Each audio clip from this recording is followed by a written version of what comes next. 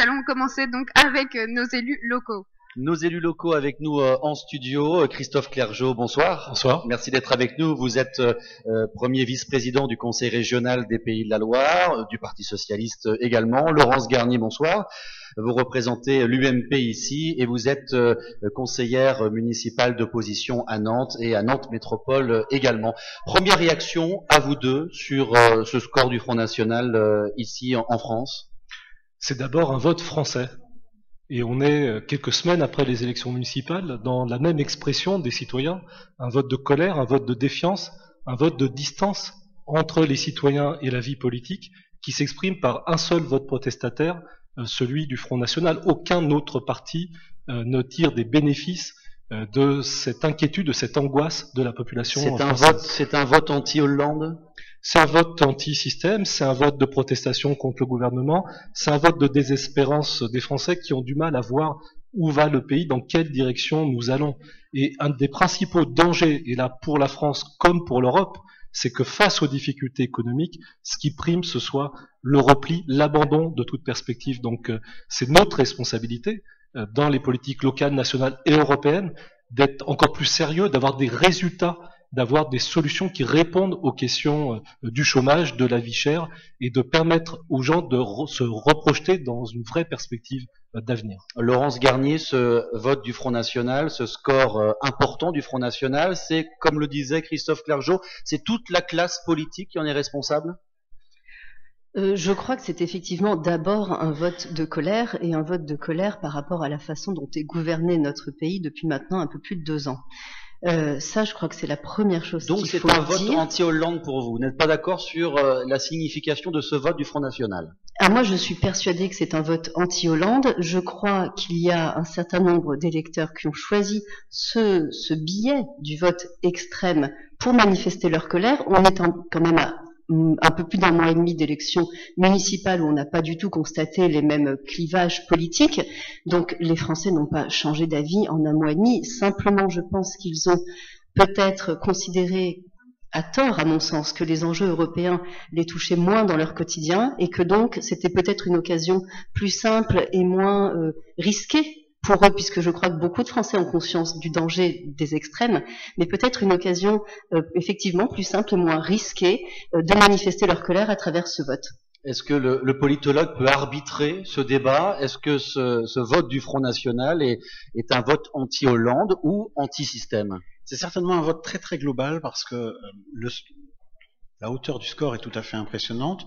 Non seulement le Front National arrive premier dans presque toutes les grandes circonscriptions, à part l'Île-de-France et l'Ouest, mais même dans ces circonscriptions, il fait des scores absolument incroyables, alors que l'Ouest passe pour être la zone la plus résistante au Front National, et on le voit d'ailleurs.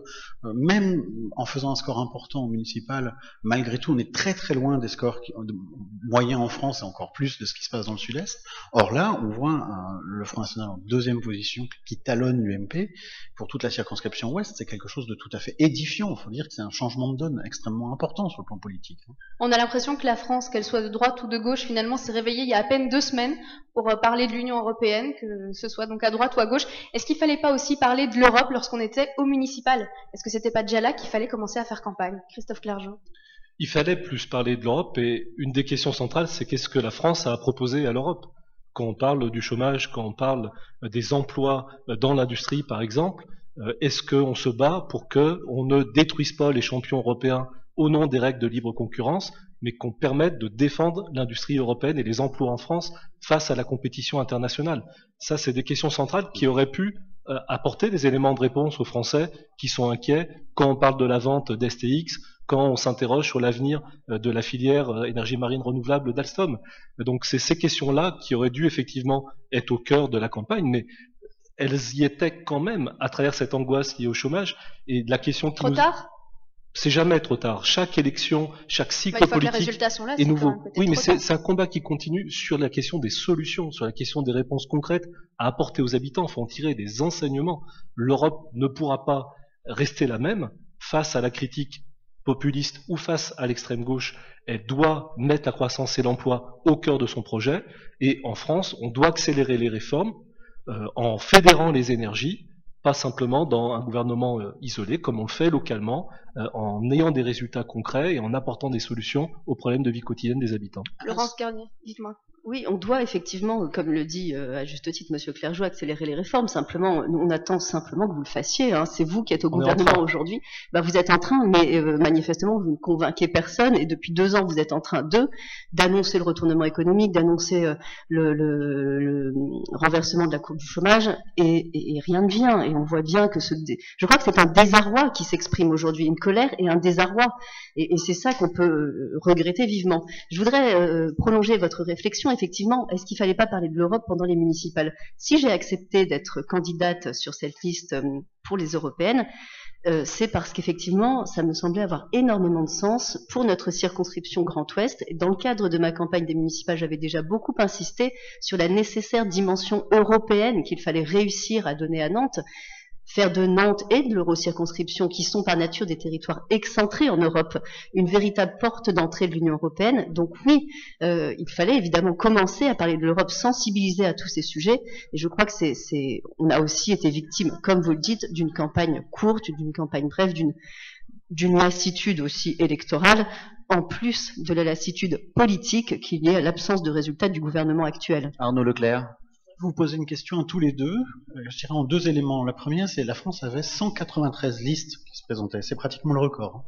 Et malgré tout, l'expression du mécontentement se porte sur un seul type de liste. Je voudrais que par rapport à ça, vous ayez une réaction. Puis la deuxième chose, elle vous concerne, j'allais dire, l'un et l'autre en tant que 2 grands partis gouvernementaux.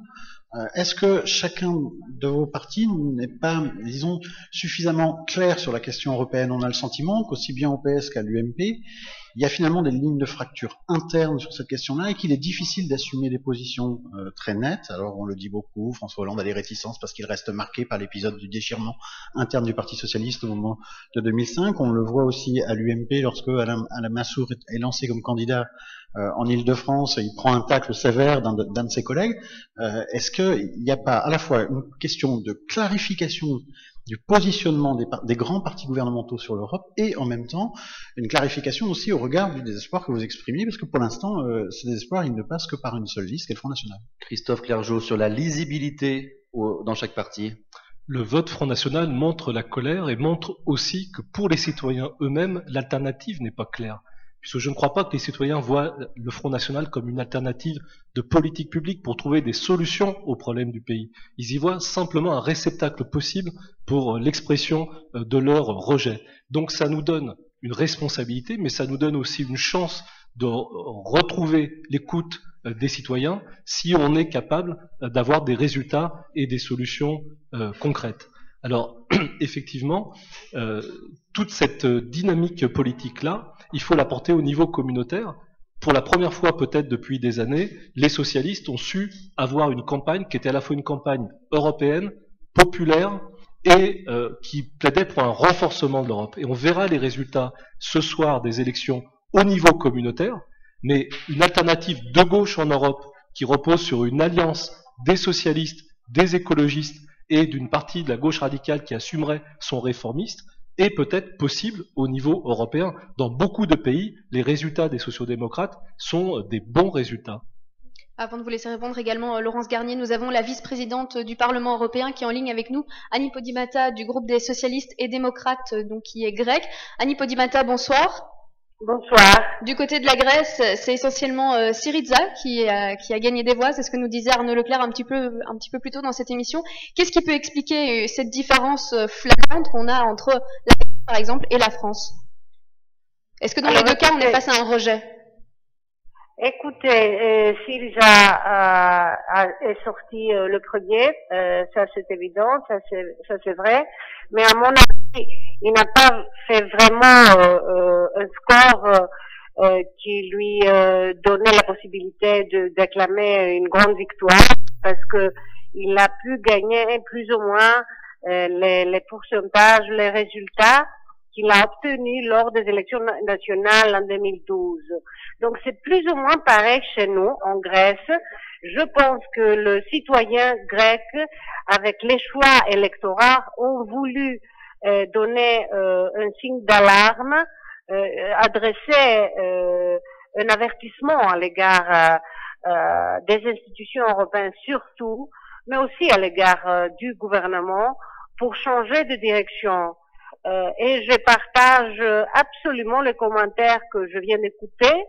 Je pense moi aussi que ni les Français ni les Grecs sont devenus en majorité ou en grande partie des gens, des citoyens qui favorisent des choix racistes, xénophobes, anti-européens.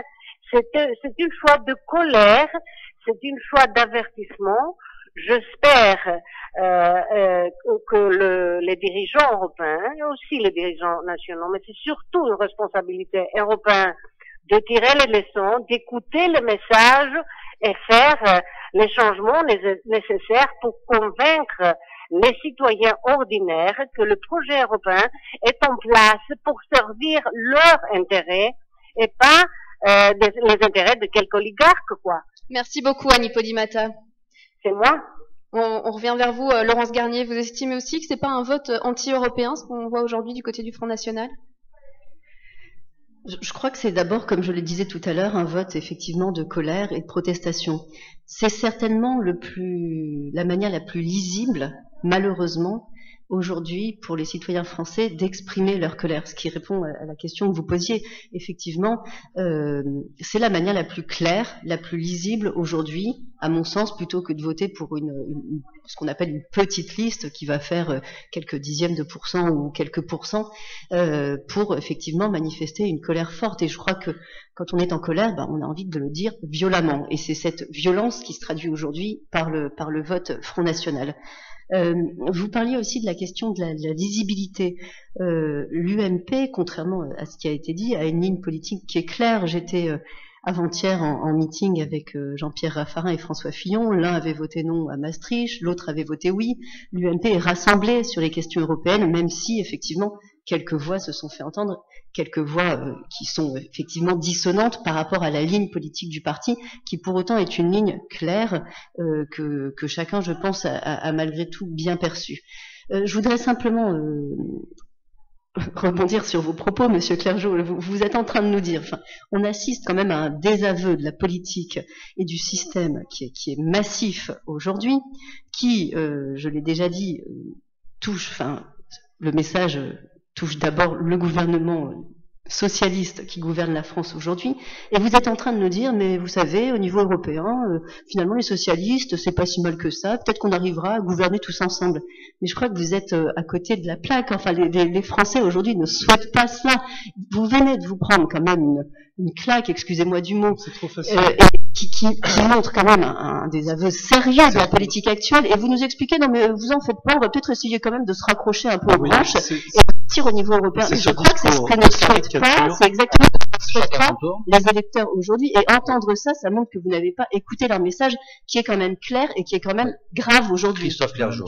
Ce type de discours ne passe pas. On peut en même temps regarder de manière très lucide ce qu'est le résultat en France et ce vote de protestation qui doit amener des remises en cause du côté du gouvernement et du Parti socialiste, et en même temps constater que les forces de gauche sont plutôt en progrès au niveau européen et qu'il est possible d'avoir une majorité de gauche au niveau européen. Et là, vous me permettrez de défendre très fortement cette idée que si on croit comme moi à l'aventure européenne, on croit comme moi, comme militant de gauche, que pour que l'Europe réussisse, elle doit avoir une majorité de gauche. Donc si cette majorité est possible en Europe, il faut saisir cette chance, parce que c'est comme vient de le dire notre camarade grec, en donnant une orientation de gauche en Europe, qu'on va réconcilier les Européens et la construction européenne. C'est sûrement pas avec une politique libérale qui se fait sur le dos des habitants, sur le dos des citoyens, sur le dos des salariés. Nous avons en ligne quelqu'un de populaire européen, Andrej Plenković. Andrej Plenković, bonsoir. Alors, oui, nous vous avons en ligne cette fois-ci. Donc vous êtes du côté de la Croatie, vous vous présentiez, vous aviez été observateur, vous aviez été élu en tant qu'eurodéputé le 1er juillet dernier, puisque c'est à ce moment-là que vous êtes entré donc au sein du Parlement européen. Premières élections du côté de la Croatie, pourtant pas d'engouement. Oui, écoutez, l'année dernière, notre parti, c'est-à-dire la partie sœur de l'UMP, le parti du